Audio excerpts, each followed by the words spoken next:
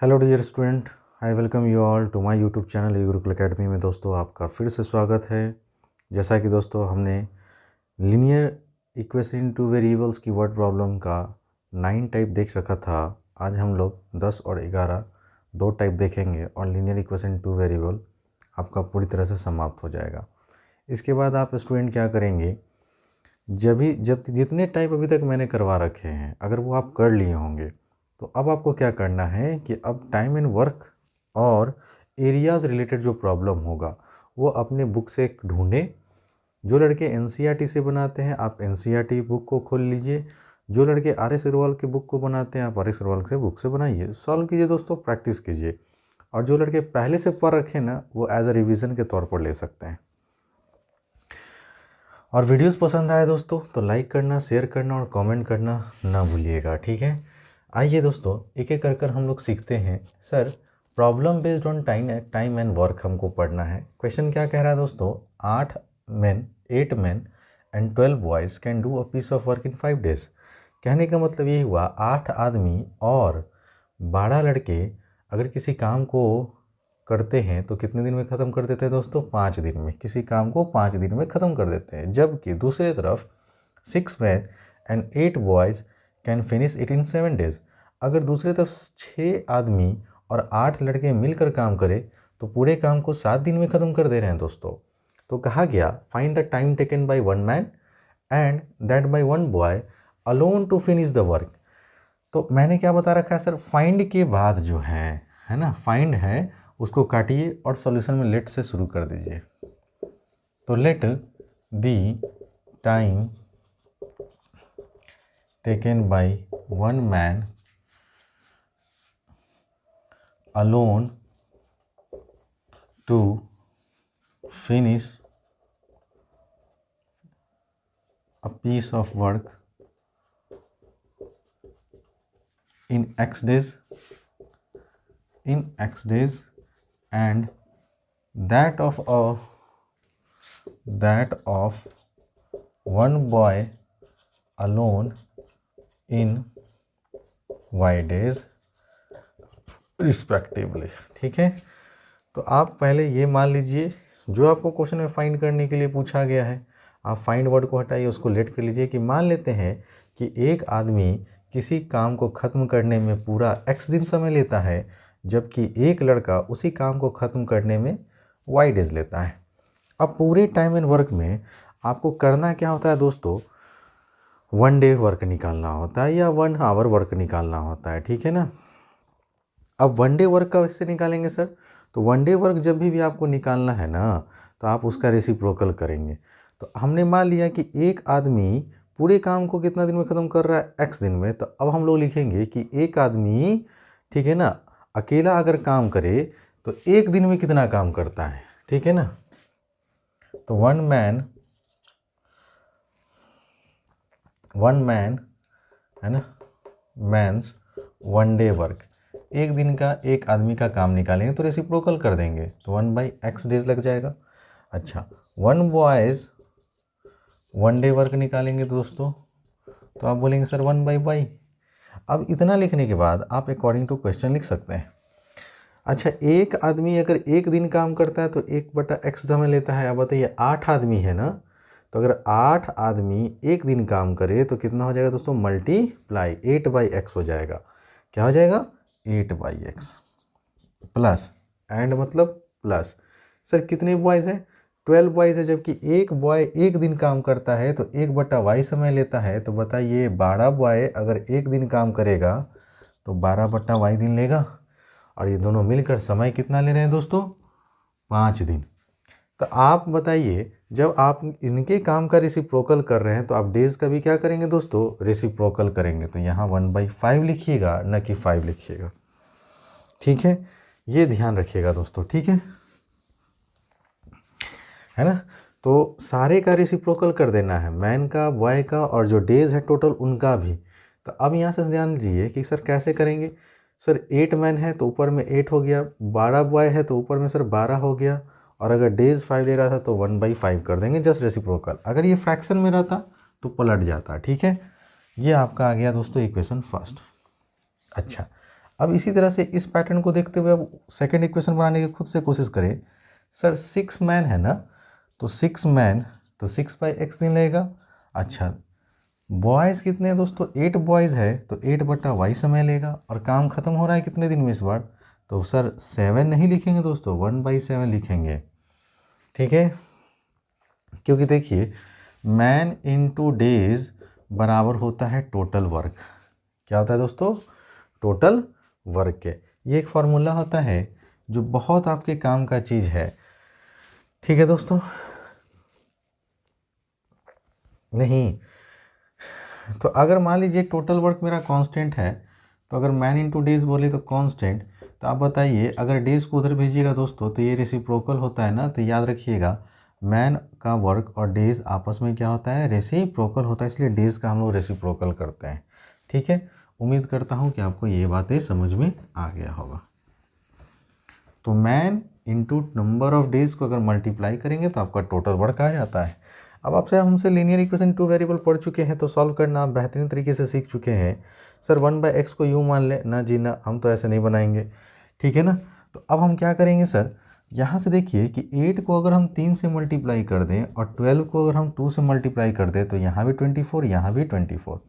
अब आराम से गुना कीजिए, तो 8 2 ज़ा 16, 12 2 ज़ा 24/y, और ये हो जाएगा दोस्तों 2/5।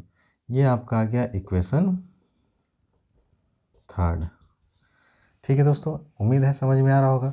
अच्छा सर, इसको अगर 3 से मल्टीप्लाई करेंगे दोस्तों तो 6 3 ज़ा 18x, यहाँ पे हो जाएगा 8 3 ज़ा 24/y, और इधर हो जाएगा दोस्तों 3/7। ये हो गया आपका इक्वेशन फोर्थ। अगर आप ध्यान से देखें कि सर अगर हम इस इक्वेशन को थर्ड को फोर्थ में से घटा दें तो y से तो y कट ही जाना है, तो अब आप यहीं पे सबट्रैक्ट कर दीजिए, ये माइनस और ये माइनस, तो ये y से y ख़त्म हो गया, प्लस और माइनस कैंसिल हो गया ना दोस्तों। अब जो बचा वो लिखिए, तो आपने बोला सर 16/x माइनस 18/x, और ये बराबर हो गया 2/5 माइनस 3/7 के। ठीक है दोस्तों, सॉल्व करते हैं। सर x हो गया मेरा एलसीएम, यहाँ हो जाएगा 16 माइनस 18, और यहाँ 7 और 5 का एलसीएम लेंगे दोस्तों 35, 5 7 या 7 2 ज़ा 14, सर 7 5 ज़ा 5 3 ज़ा 15, तो यहाँ पे आ गया दोस्तों -2/x, और यहाँ पे आ गया -1/35। आप बोलेंगे सर माइनस से माइनस कैंसिल कर दीजिए, तो देयरफॉर x का वैल्यू 13 5 2 ज़ा कितना होगा दोस्तों, तो आप बोलेंगे 70। ठीक है, तो आप देयरफॉर क्या बोल सकते हैं सर, है ना, x किसको माने थे दोस्तों, तो यहाँ देखिए time taken by one man alone to finish a piece of work in x days, आप माने थे ना।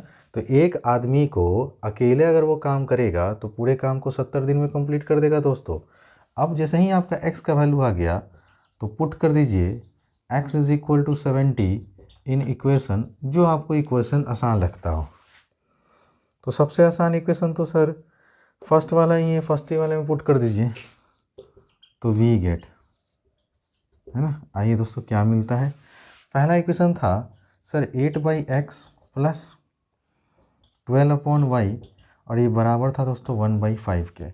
यहाँ पे पुट करेंगे दोस्तों x का वैल्यू 70 प्लस 12/y बराबर 1/5। अब ये 8/17 उधर जाएगा दोस्तों तो माइनस हो जाएगा ना, ध्यान दीजिएगा। तो सर 12/y इधर आ जाएगा 1/5 माइनस 8/70। अगर आप एलसीएम लेंगे 5 और 70 का, तो आप बोलेंगे सर 70 ही एलसीएम ले लीजिए ना। तो आप देखते हैं दोस्तों 5 के टेबल से ये कितने बार में कटेगा, 14 बार में, तो यहाँ 14 हो गया और यहाँ तो 8 ही होगा। अब देखिए 12/y 14 में से 8 गया दोस्तों 6, और अपॉन 70। आप बोलेंगे सर 6 1 ज़ा 6 और 6 2 ज़ा 12, जब क्रॉस मल्टीप्लाई करेंगे तो y का वैल्यू आ जाएगा 140। तो सर y क्या माने थे, time taken by one boy alone to finish the work, है ना।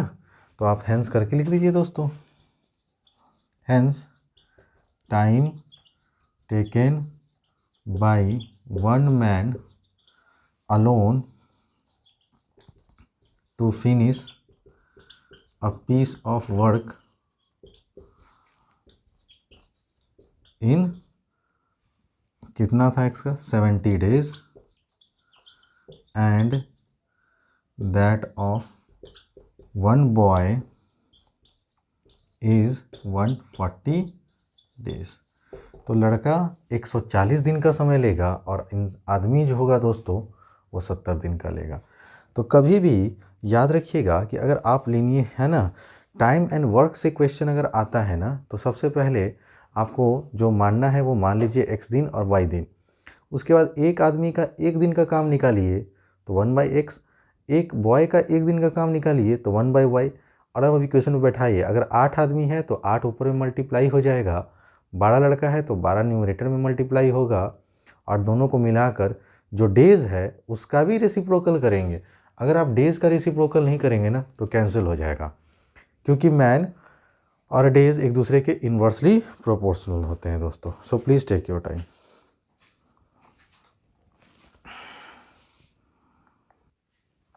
आइए स्टूडेंट, अब हम लोग टाइप 11th देखेंगे, और ये आपका लास्ट टाइप है दोस्तों, प्रॉब्लम बेस्ड ऑन एरिया। देखिए जितने भी आपके टाइप इम्पॉर्टेंट थे, हैं और हमेशा रहेंगे वो मैंने करवा दिया आज। इसके अलावा जो भी आप क्वेश्चन इधर उधर से देख रहे हैं, ठीक है ना, वो अभी तक एग्ज़ाम में क्वेश्चन उससे कभी पूछे नहीं गए हैं, ठीक है ना, ना कभी आएंगे दोस्तों, ठीक है ना। तो आप अगर प्रॉब्लम बना रहे होंगे तो कुछ परसेंटेज का सवाल होगा, कुछ ये होगा वो होगा, आप एकदम नेगलेक्ट कीजिए। आपको मैंने जितना टाइप करा रखा है ना, अगर वो टाइप अगर इत्मीनान से अगर आप कर लेंगे ना, तो आपको कभी जीवन में कोई दिक्कत नहीं होगा। 11 टाइप जितना भी है बहुत सफिशिएंट है, ठीक है ना। इसके बाद अगर आपको टाइप करवा रहा है ना, कोई करवाएगा ही नहीं, ठीक है ना। जितना है दोस्तों वो आपको करवा दिया गया है। अब आराम से आप ये लास्ट टाइप देखिए, उसके बाद आप आराम से कोई भी किताब उठाइए और बार बार प्रैक्टिस कीजिए। इन केस अगर कोई क्वेश्चन आपसे नहीं बनता है तो आप हमसे पूछ सकते हैं। और अगर आप किसी सवाल में फंस रहे हैं ना दोस्तों, तो आप एक बार मेरे प्रीवियस वीडियोस के प्लेलिस्ट में जाइए, लीनियर इक्वेशन इन 2 वेरिएबल के वर्ड प्रॉब्लम में, वहाँ पर आप पहले वो टाइप को अच्छे से रिवाइज कर लीजिए, तब यहाँ पे आइए, ठीक है दोस्तों। आइए ये क्वेश्चन देखते हैं कि सर रेक्टेंगल के बारे में क्या बोला जा रहा है। तो मान लीजिए कि एक मेरे पास ये रेक्टेंगल है जिसकी लेंथ हमारे पास नहीं मालूम, तो हमने मान लिया x और ब्रेथ को हमने मान लिया y, है ना दोस्तों। ये मेरा ओरिजिनल फिगर है। अब यहाँ पे केस 1 पढ़िएगा और फिर यहाँ केस 2 पढ़ाएंगे आपको, ठीक है। दोनों फिगर को समझिए फिगर से। अब क्या कह रहा है दोस्तों, if the length of a rectangle is reduced, reduce मतलब बता चुके हैं ना, माइनस, ठीक है ना। तो सर रिड्यूस हो रहा है कितना से, लेंथ 5 यूनिट से। तो ठीक है सर, जो भी पहले लेंथ रहा होगा उसको हमने रिड्यूस कर दिया 5 यूनिट से, तो x में से 5 घट जाएगा ना दोस्तों। आप बोलेंगे yes sir. And it's breath is increased, मतलब प्लस होता है ना दोस्तों। तो ब्रेथ जितना भी था पहले उसमें 2 की और इंक्रीमेंट हो गई, इसका मतलब अब ब्रेथ जो होगा वो हो गया y+2। अच्छा सर, सेकेंड केस में कहता ऐसा होने से क्या हुआ कि जो एरिया जो पहले था, है ना, तो इस केस में आप बताएंगे एरिया क्या होगा, तो आप बोलेंगे सर x इंटू वाई। और इस केस में अगर एरिया पूछे तो आप बताएंगे तो लेंथ इंटू ब्रेथ, यही ना होता है दोस्तों एरिया ऑफ रेक्टेंगल, है ना। अगर जिनको नहीं याद है तो ये याद कर ले कि एरिया ऑफ रेक्टेंगल जो होता है ना वो होता है लेंथ गुना ब्रेथ। तो इस केस में लेंथ x था ब्रेथ y था, तो एरिया हो गया x इंटू वाई। इस केस में लेंथ x-5 था ब्रेथ y+2 था, तो एरिया बराबर लेंथ गुना ब्रेथ। तो अब अगर हमने लेंथ को 5 से घटा दिया, ब्रेथ में 2 बढ़ा दिया, तो क्वेश्चन में कहता है कि area of the rectangle is reduced. तो एरिया जो हुआ इस रेक्टेंगल का वो घट गया कितना से दोस्तों, 80 से। तो पहले इनिशियली एरिया क्या था, xy। तो अब यहाँ से सॉल्यूशन करना शुरू कीजिए।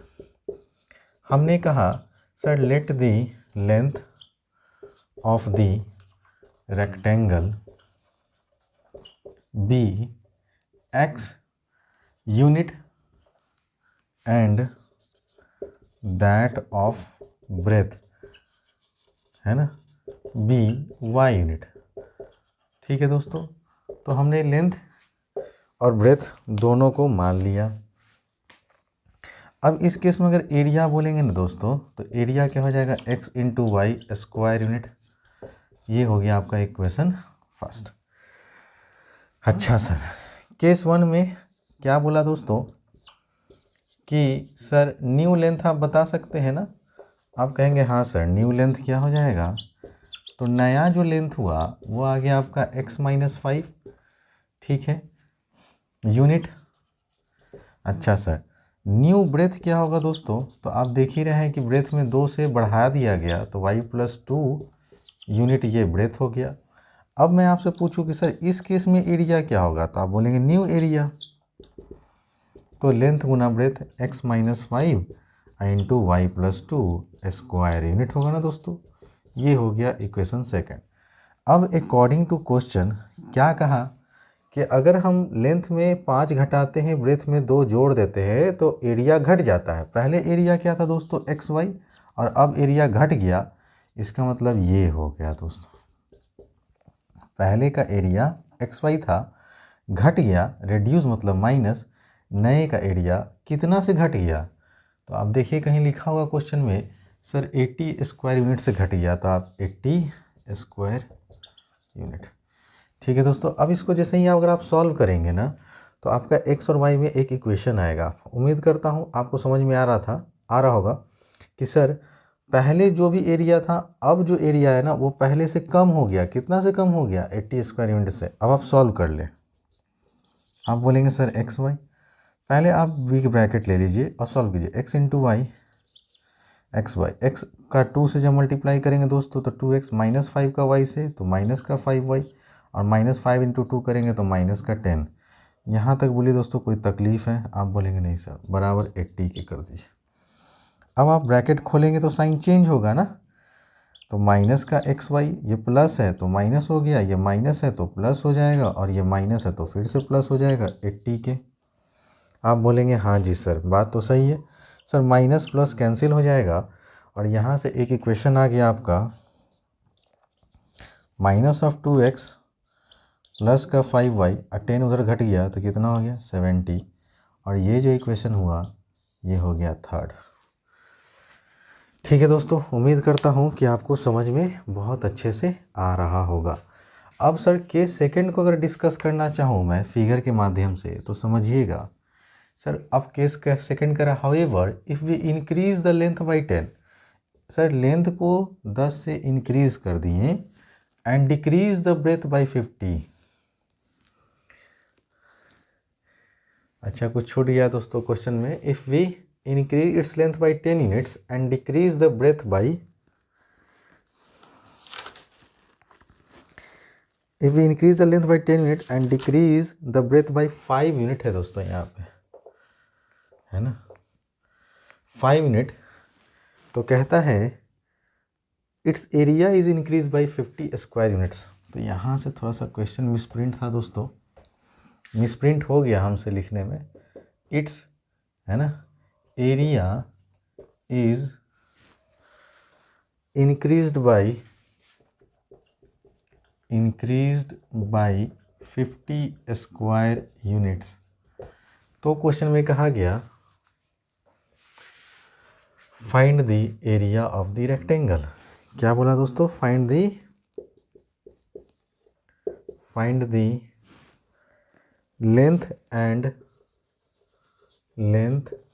And breadth of the rectangle. आप रेक्टेंगल का लेंथ और ब्रेथ निकालिए।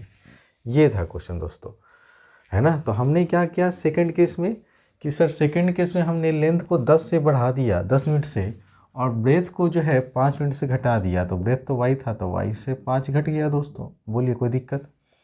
इस केस में अगर आप एरिया निकालेंगे तो इस केस में जो एरिया आएगा लेंथ गुना ब्रेथ। आप समझ रहे हैं ना दोस्तों। ऐसा होने से क्या हुआ, इसका एरिया इंक्रीज कर गया। तो अब देखिए जब कह रहा एरिया इंक्रीज कर गया मतलब बड़ा वैल्यू ये हो गया। अब बड़े वैल्यू में से छोटे एरिया को घटा देंगे ना।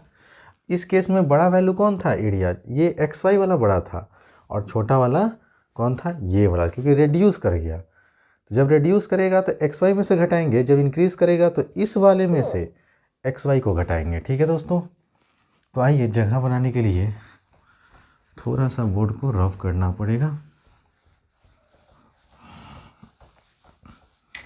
ध्यान से आप लोग पढ़िएगा दोस्तों, ठीक है सर। नाउ सेकंड इक्वेशन क्या होगा दोस्तों, आपने क्या बोला सर कि if we increase its length में हमने 10 बढ़ा दिया, ब्रेथ में हमने है ना 5 घटा दिया, तो जो नया एरिया आया वो ज़्यादा आया। ये जो नया एरिया है ज़्यादा है, किससे ज़्यादा है? ओरिजिनल एरिया से। कितना से ज़्यादा है? आप बोलेंगे सर 50 स्क्वायर यूनिट्स।